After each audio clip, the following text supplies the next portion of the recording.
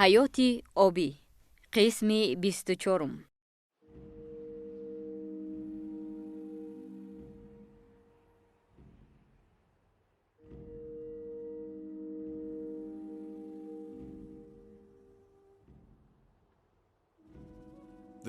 осмон ба назари мо беохир менамояд. ин дар ҳақиқат ҳам чунин аст.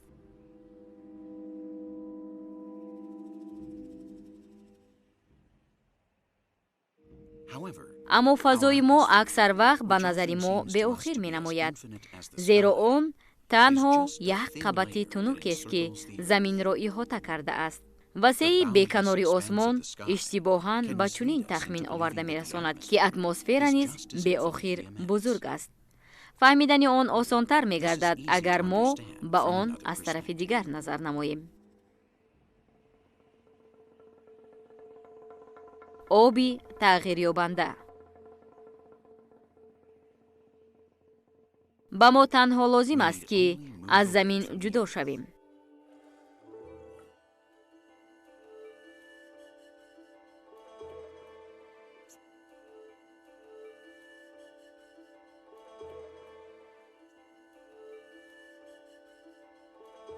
аз фазои коинот атмосфераи мо хеле оддӣ ба назар мерасад. бинобар ин фаҳмидан осон аст ки он тамоман беохир нест. газҳое ки мавҷудоти зинда нафас мегиранд, на бештар аз 4 километр ба осмон мебароянд. барои муқоиса, ҳама кӯчаҳои марказии шаҳрҳои калон ба монанди Париж, Мадрид ё Лондон каме дарозтаранд. сарфи назар аз намоён будан, ҳавои нафаскашӣ дар сайёраи мо маҳдуд аст. атмосфераи мо қабати тунукеро ташкил медиҳад, ки дар он газҳои ҳаётан муҳим ҷамъ мешаванд ва дар эҷоди иқлими сайёра фаъолона иштирок мекунанд.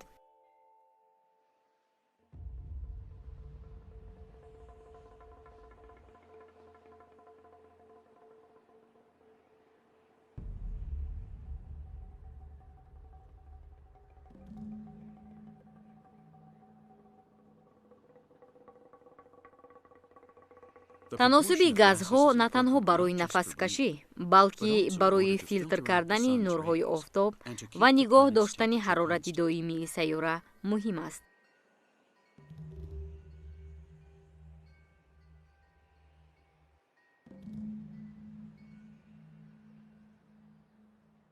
олимон муайян карданд, ки дар тӯли чанд даҳсолаи охир дар саросари ҷаҳон таркиби атмосфера тағйир меёбад. сабаби он партовҳои гази карбон буд, ки сол то сол зиёд шуда истодааст. афзоиши консентратсияи он таносуби газро дар атмосфера тағйир медиҳад ва он ба иқлими замин таъсир мерасонад. чаро чунин тағйирёбӣ ба амал меояд? сабаби он хеле оддӣ аст. дар тӯли 2 асри охир ба оғози инқилоби саноатӣ одамон миқдори зиёди гази карбонро ба атмосфера партофтаанд.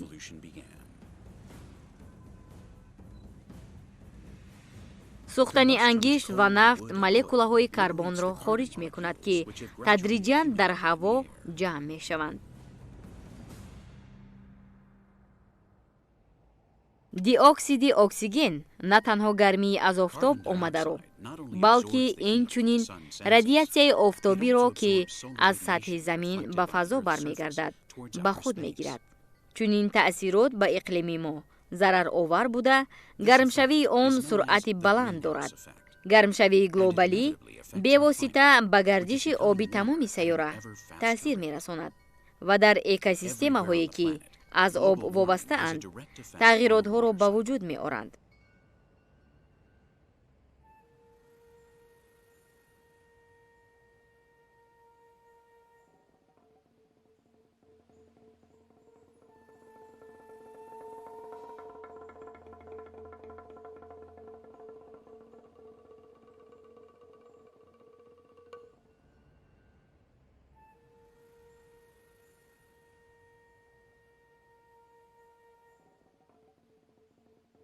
ин ба доираи васеи оқибатҳои он оварда мерасонад, ки ҳар сол олимон бо дақиқи саҳеҳ онро муайян мекунанд.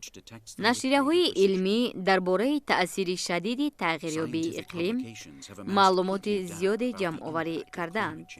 ҳамчун намуна мо метавонем ки қурбоқаи норинҷиро гирем, ки рамзи даҳшатангези чунин дигаргуниҳо гардидаанд. ин аввалин ҳайвоне мебошад ки аз сабаби гармшавии глобалӣ ба фалокат дучор шудааст. охирин бор онро дар соли 1989 дида буданд. тадқиқот нишон дод ки дар тӯли чанд соли охир дар маконе ки қурбоқа зиндагӣ мекард, туман бо сабаби ҳарорати баланд тадриҷан аз байн рафтааст. ҳамаи навъҳое ки дар минтақаи Коста-Рика зиндагӣ мекард, аз сабаби нарасидани об ва намаки ҳаво талаф ёфтанд.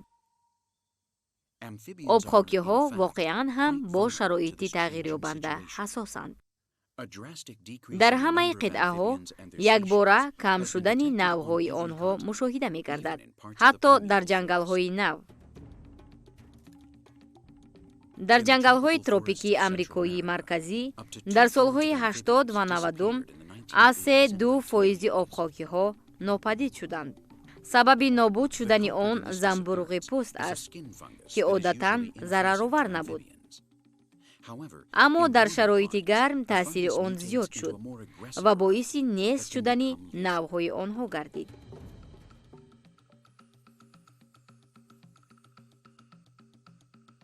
олимони соҳаи биология ба хулосае омаданд, ки қурбоқаҳои тропикӣ дар баробари тағйирёбии иқлим нобуд мешаванд.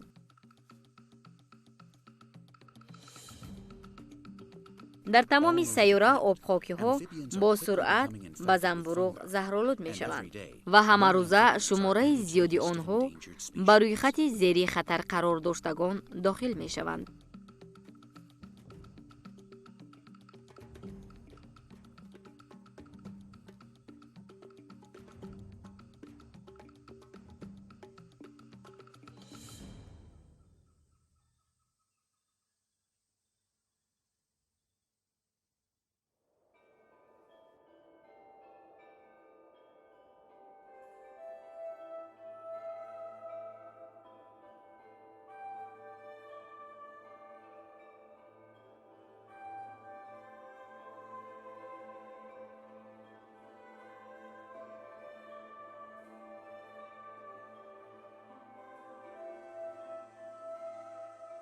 ҳатто дурдасттарин ҷангалҳо наметавонанд аз тағйирёбии иқлим дар канор монанд.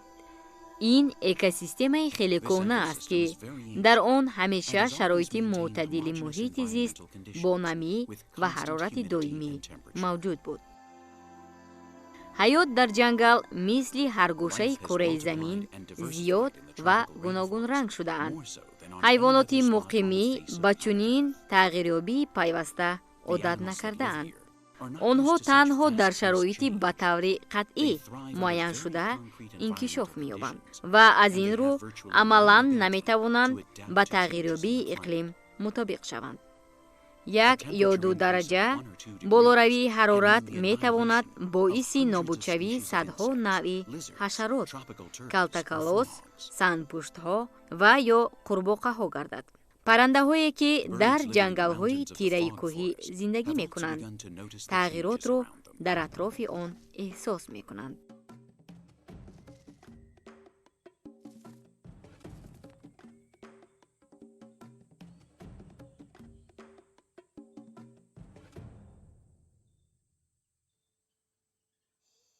абр ва тумане ки намиро таъмин мекунад, сол то сол кам шуда истодааст.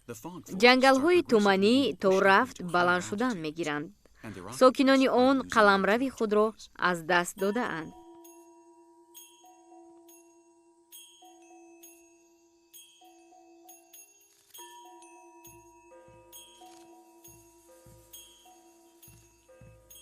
шароити тағйирёбанда шаклҳои навро ба худ ҷалб месозанд ва баъзе сокинони нав дар ин ҷо рақиб пайдо мекунанд ва даррандаҳо низ дар ин ҷо ба монанди зоркӯб зиёданд. дар тӯли чанд сол баъзе навъҳо хеле камёб шудаанд ва ба наздикӣ метавонанд тамоман нобуд шаванд.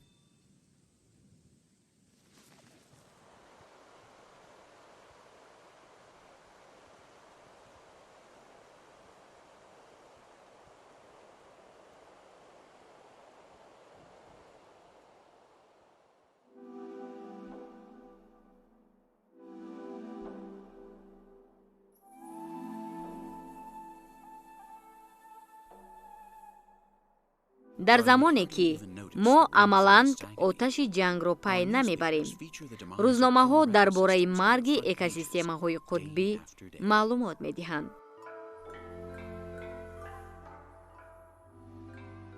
дар хабарҳо аксар вақт дар бораи нобуд шудани пиряхҳои кӯҳӣ, инчунин ҳисобҳои яхҳои Арктика ва Антарктида, ки ҳамасола об мешаванд, сухан меравад.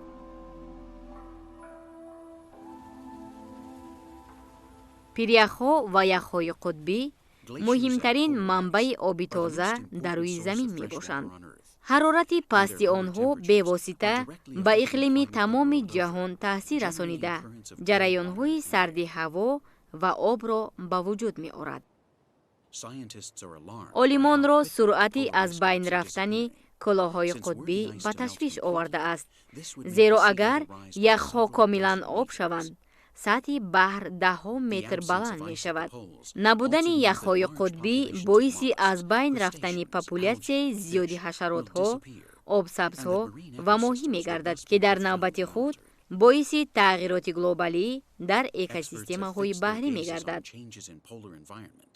коршиносон таваҷҷӯҳи худро ба тағйирот дар муҳити қутбӣ равона карда, моро аз аломатҳои огоҳкунандаи пурҳаяҷон баъзе ҳайвоноти маҳаллӣ огоҳ мекунанд. ҳаёти ҳама навъи пингвинҳо дар хатар аст.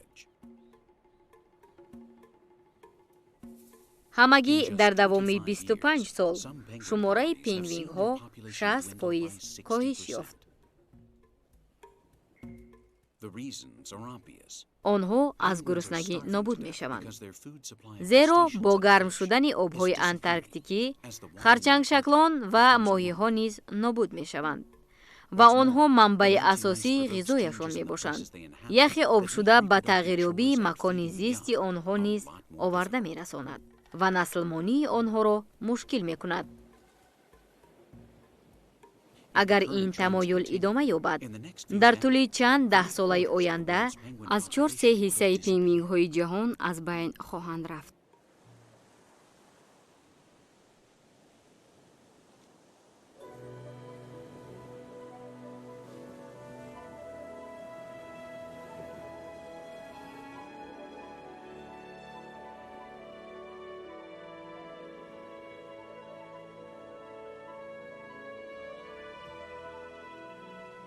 фаҳмидани таъсири тағйирёбии иқлим ба мавҷудоти зинда он қадар осон нест.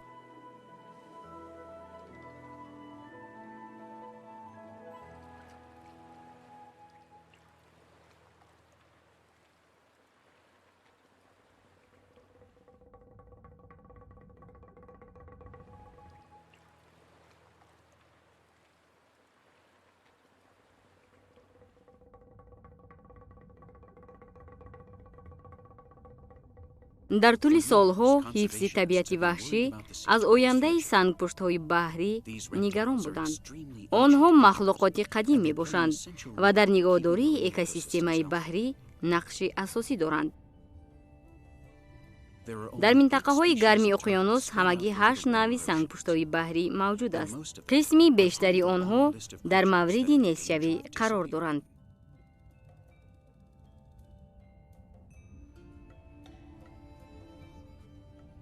сабабҳои он зиёд мебошад ва ҳамаи онҳо кори дасти инсон аст.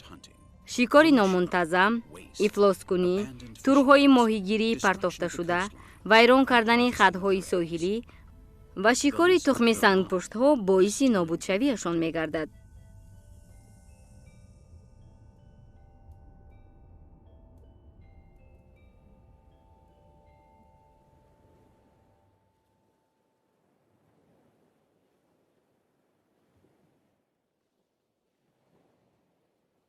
рӯйхат гарчанде тӯлонӣ бошад, ҳанӯз пурра нест.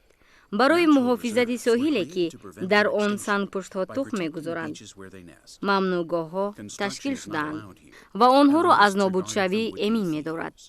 дар ин қаламрав сохтмон манъ карда шудааст. сангпуштҳо аломатҳои хоси худро доранд. онҳоро пайгирӣ мекунанд, то дар бораи макони зисташон бештар маълумот гиранд. бо вуҷуди ин, ҳамаи ин кӯшишҳо метавонанд бефоида бошанд. омили дигаре ҳаст, ки имкони зинда мондани сангпуштҳоро коҳиш медиҳад. коршиносон аз модина будани ҳамаи сангпуштбачаҳо дар ҳайрат мондаанд. ин боиси номутаносибии хатарнок ва нофаҳмӣ байни ҷинсҳо мегардад.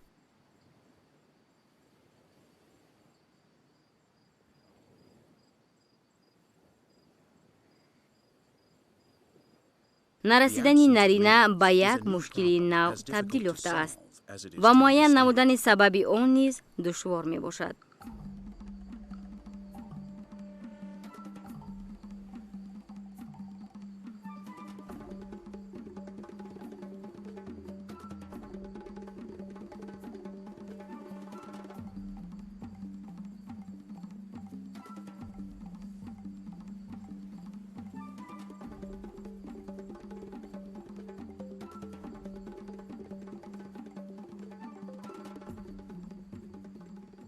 ин ҳодисаи даҳшатбор ҳалли осон надошт, аммо олимони соҳаи биология тавонистанд сабаби онро муайян созанд.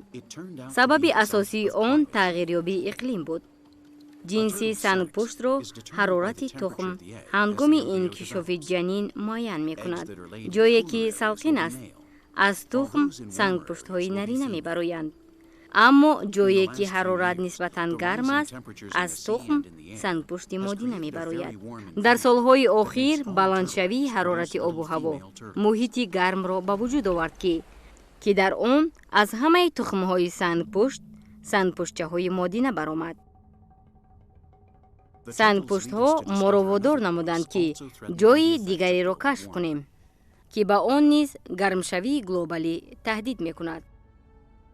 ин яке аз бойтарин ва гуногунтарин экосистема дар уқёнус, яъне харсангҳои марҷонӣ мебошанд. дар ин ҷо як қисми муҳими тамоми мавҷудоти зиндаи сайёра зиндагӣ мекунанд. чунин ақида вуҷуд дорад, ки онҳо зиёда аз 5 миллион нав ҳастанд, ки 25% ҳамаи намудҳои уқёнусро ташкил медиҳад.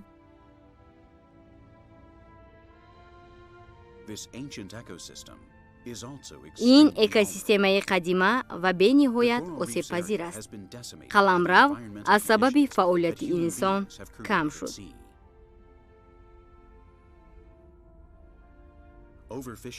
ифлоскунии табиат харобиҳои зиёдро ба бор оварда буд, аммо хатари ҷиддӣ барои ин экосистема баландшавии ҳарорат аст.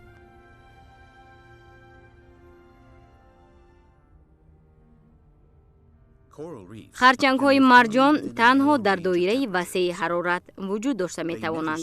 ҳадди поёни он 18 дараҷа ва баландтарини он то 23-25 дараҷа мебошад. ҳарорати баланд махлуқотро водор месозад, ки ин маконро тарк кунанд ва ин ба марҷонҳо таъсири бениҳоят зиёд мерасонад.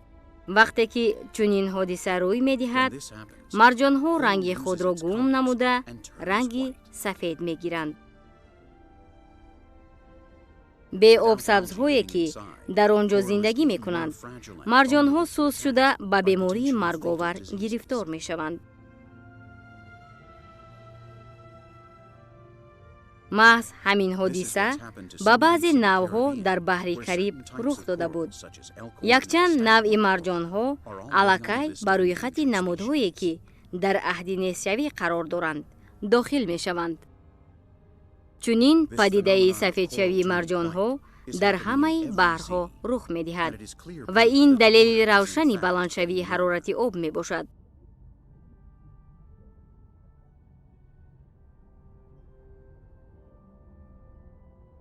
агар харсангҳои марҷон нобуд шаванд, он гоҳ садҳо ҳазор бошандагони баҳр, ки дар он ҷо зиндагӣ ва афзоиш меёбанд, аз байн хоҳанд рафт.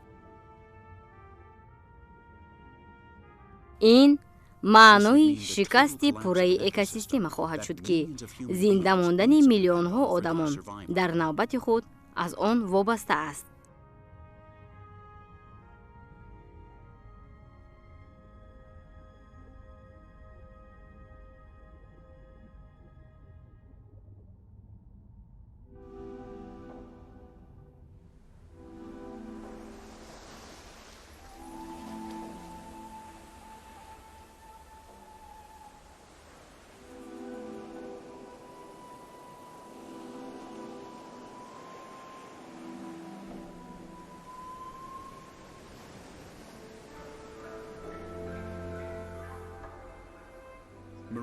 паррандаҳои баҳрӣ низ аз тағйирёбӣ дар экосистемаи назди соҳилӣ ба мушкилӣ рӯбарӯ шуда буданд. вақте ки ин рӯйдод ба амал омад, тақрибан 40% паррандаҳои аврупоӣ ва беш аз 70% навъҳои паррандагони Австралия нобуд шуданд.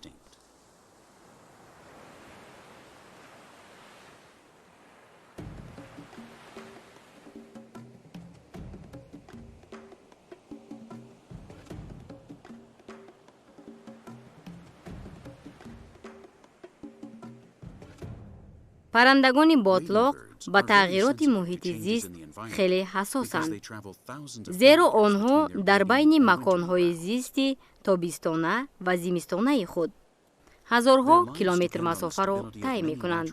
ҳаёти онҳо аз устувории бисёр минтақаҳои дигари табиӣ вобаста аст ва онҳо ба тағйирёбии ин манзараҳо хеле осебпазиранд.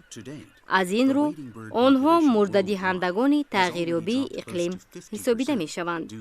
имрӯзҳо саршумори ҷаҳонии паррандагони ботлоқ аз сабаби тағйироти нисбатан хурд дар экосистемаҳои соҳилӣ, ки дар натиҷаи гармшавии глобалӣ ба вуҷуд омадааст, тақрибан 2 баробар кам шудааст.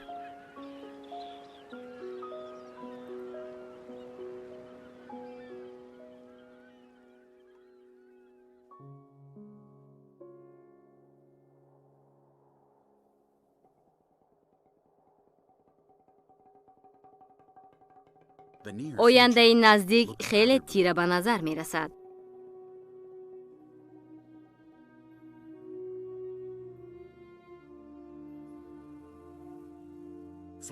обхезӣ ва хушксолӣ зуд ба амал омада, тамоми 5 қитъа аз оқибатҳои он азоб хоҳанд кашид.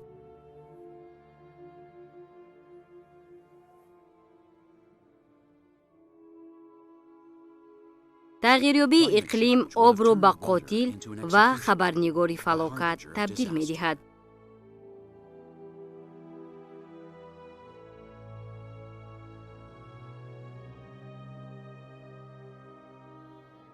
тағйирёбии гардиши об дар тамоми сайёра аллакай мушоҳида мешавад ва дар ҳама ҷо экосистемаҳо аз оқибатҳои он зарар мебинанд. тадқиқотҳои илмӣ нишон доданд, ки мушкилиҳо ба даҳҳо ва ҳазорҳо мерасанд ва онҳо на танҳо ба набототу ҳайвонот дахл доранд. наслҳои оянда, ки бояд мушкилоти эҷодкардаи моро ҳал кунанд, онҳо низ қурбони тағйирёбии иқлими ҷаҳонӣ мешаванд.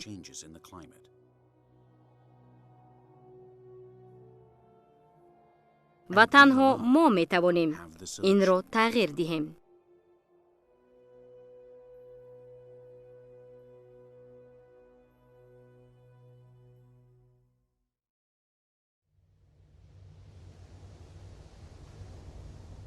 филм дар шӯъбаи тарҷума ва дубляжи муассисаи давлатии телевизиони илм ва табиат тарҷума ва дубляж гардид. тарҷумон Рангина Қосимбекова, муҳаррир ва ровӣ Санавбар Абдураҳмонова, танзимгар Ризои Охониёз.